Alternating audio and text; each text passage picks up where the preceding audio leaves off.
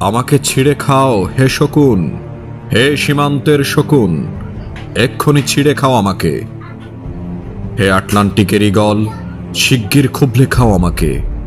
হে বৈকাল হ্রদের বাজ, আছড়ে কামড়ে ছিন্ন ভিন্ন করো আমাকে।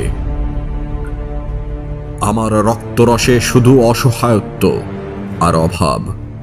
কাগজের কামলারা তারে আদর করে মুদ্রাস্ফীতি ডাকে। ঋণের চাপে নীল হয়ে যাচ্ছে আমার অনুচক্রিকা। সংসার চালাতে হয় ইন্টারনাল ব্লিডিং। কি আশ্চর্য, তবু আমি মরছি না। ওদিকে দোজকের ভয়ে আত্মহত্যা করবার সাহস পাই না আমি। খোদাকে বললাম আমি মরতে চাই, তিনি বললেন বেঁচে আছো কে বলল? সহস্রাব্দ উন্নয়নের সাক্ষী হিসাবে রাজা তোমাকে মমি করে রেখেছেন। বাজারে দীর্ঘশ্বাস ফেললে নাকি রাজ্যের ভীষণ বদনাম হয়, রাজার মন খারাপ হয় খুব।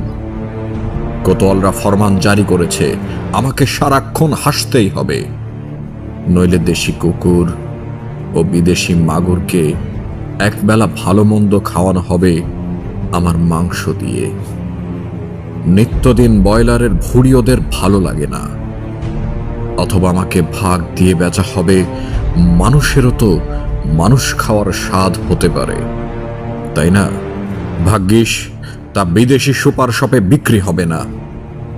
দেশি মানুষের তো হক বেশি আমাকে খাওয়ার।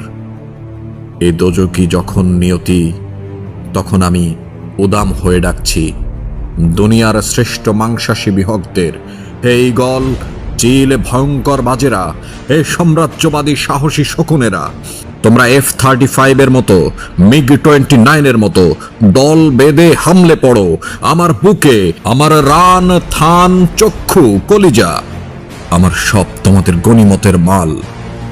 দেশি শুয়োর খাপলে খাওয়ার আগেই আমায় ইচ্ছে মতো ছিঁড়ে খাও তোমরা।